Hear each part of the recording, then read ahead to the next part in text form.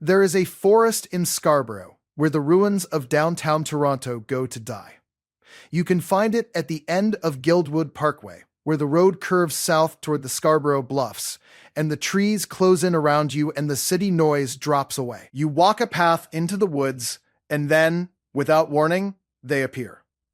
Stone columns rising out of the underbrush, carved limestone friezes propped against oak trees, granite facades standing in clearings, doorways opening onto nothing, arches framing empty sky, gargoyles perched on plinths in the middle of a forest, staring down at squirrels, a Greek portico, a Baroque bank entrance, a row of Ionic columns that once held up the ceiling of a building on King Street, now holding up only the weight of the afternoon light filtering through the leaves above them. It looks like a dream. It looks like the kind of place that could not possibly exist inside the boundaries of a real city. It looks like the ruins of a civilization that collapsed quietly somewhere in the woods east of the city and left its architecture behind. It is not that. It is something stranger. It is a graveyard. And the buildings buried here did not collapse. They were demolished deliberately, enthusiastically, one after another, by a city in such a hurry to become modern that it tore down a century of its own history in less than 2 decades. This is the story of the people who tried to save the pieces. To understand the Guild Inn, you have to go back to Toronto in the late 1950s and early 1960s. And to understand those years, you have to understand what the word modern meant to a North American city at the midpoint of the 20th century. It did not mean what it means now. It did not carry the ambivalence or the nostalgia that we attach to it today, looking back from a distance.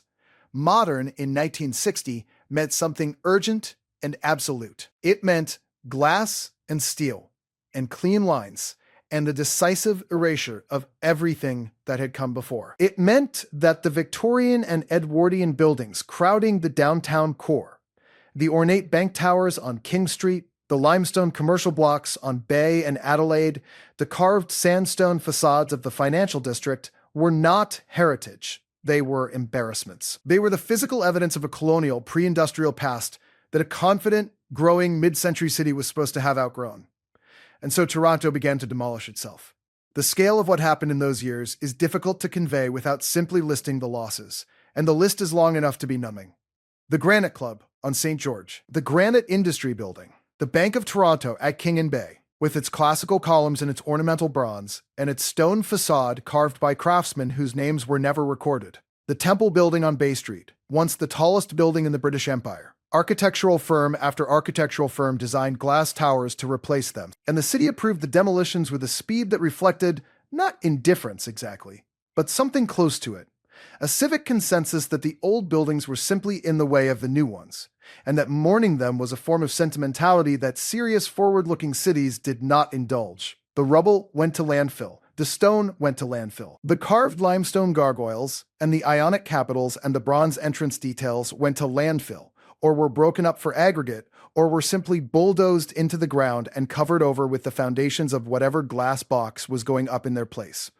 This is where Rosa and Spencer Clark enter the story. Spencer Clark had made money in business and had spent most of it on art and on artists. He and his wife Rosa had purchased a large property on the Scarborough Bluffs in 1932, 160 acres of forest and ravine land above the lake, remote enough from the city to feel like another world, and had turned it into a working arts retreat they called the Guild of All Arts. Artists came to live and work on the property. Painters, sculptors, poets.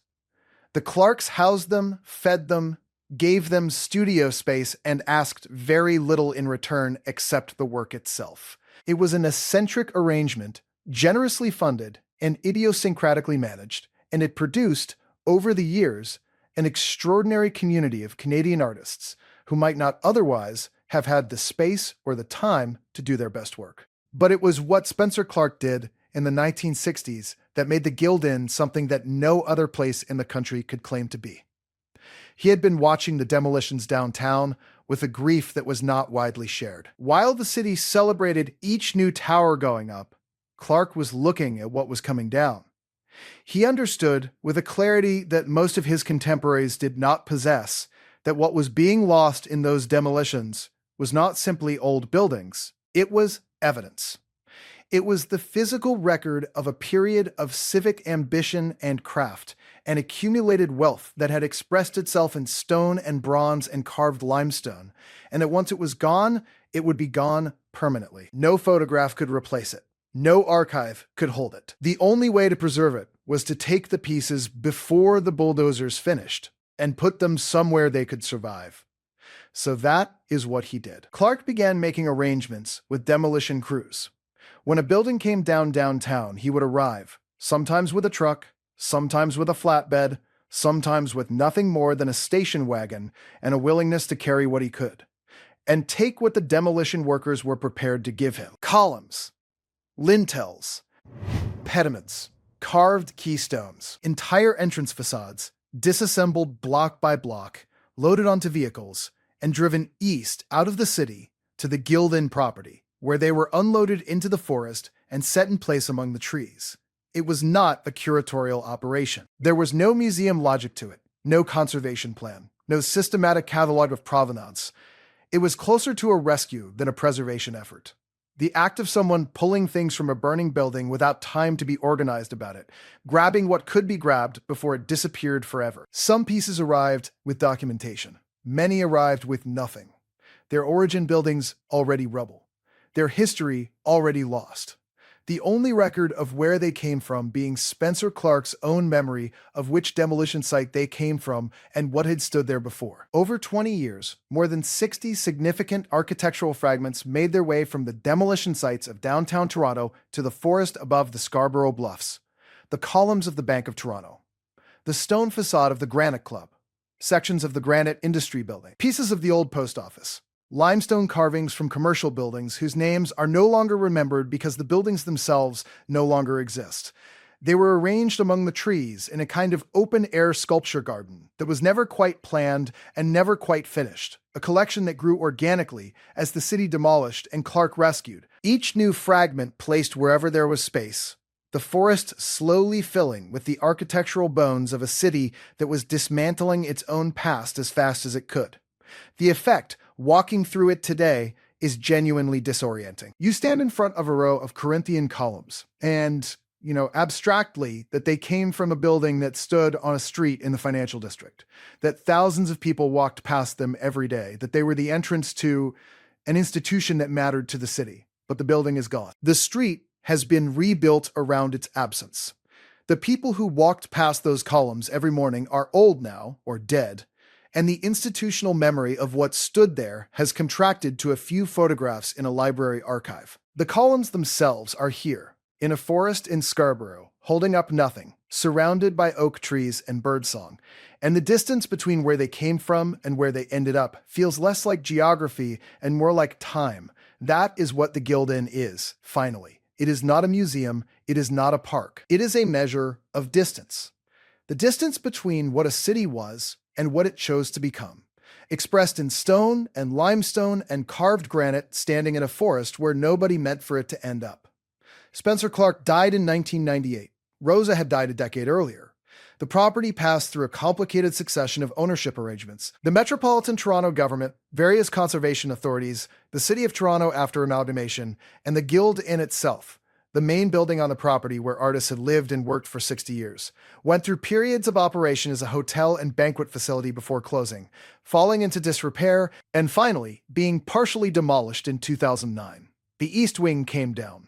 The remaining structure was eventually stabilized and restored, reopening as an event venue, a version of what it had been that retained the name and the location without quite capturing the spirit of either. The sculpture garden survived, the columns are still there, the gargoyles still stare down from their plinths into the undergrowth. On weekend afternoons, people walk through the forest and stop in front of the fragments and take photographs and wonder, sometimes out loud, where the pieces came from and what happened to the buildings they were part of. The city that demolished those buildings is still here, going about its business. The glass towers that replaced them are middle-aged now, some of them already being eyed for their own eventual replacement. Their mirrored facades no longer modern in any meaningful sense, but simply old in a different register. The cycle that began in the 1960s has not ended. Buildings come down. Buildings go up. The city reinvents itself continuously, in the way that cities do, with the same confidence that each new version is an improvement on the last.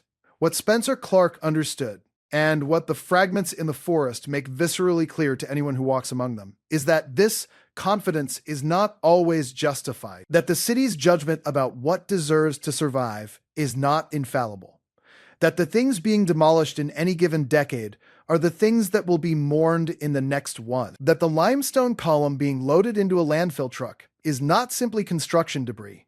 It is evidence of a moment when the city cared enough to build something beautiful. And the loss of it is not just aesthetic, but civic. A city that destroys its own history is a city that has decided its past is not worth understanding. Rosa and Spencer Clark decided otherwise. They drove out to the demolition sites with their trucks and their flatbeds, and they took what they could carry, and they put it in the forest above the bluffs. And they let it stand there in the open air with the rain falling on it and the trees growing up around it and the city going about its business to the west. It is not a perfect monument. It is not even really a monument at all. It is a collection of orphans, architectural elements separated from the buildings that gave them meaning, placed in a context that was never designed for them, surviving in a form their makers never imagined. But they survived, which is more than can be said for the buildings they came from. Walk through the Guild Park on a quiet afternoon, when the light is low and the shadows are long, and the columns are casting their shapes across the forest floor, and try to hold in your mind simultaneously the street corner where each piece once stood and the forest where it stands now. Try to feel the full distance of that journey. Not the kilometers east to Scarborough, but the decades, the decisions, the civic priorities that made the demolition seem not just acceptable, but necessary. And the stubborn, eccentric, unfashionable conviction of two people who looked at what the city was throwing away and could not bring themselves to let it go. Some cities build monuments to what they have achieved. Toronto, in the Guild Park, has something rarer and more honest. A monument to what it destroyed, tended by the people who loved it enough to save the wreckage. If you like this type of content and would like to learn more about the environment that surrounds us, please consider leaving a like and subscribing to this channel. Stay tuned for more.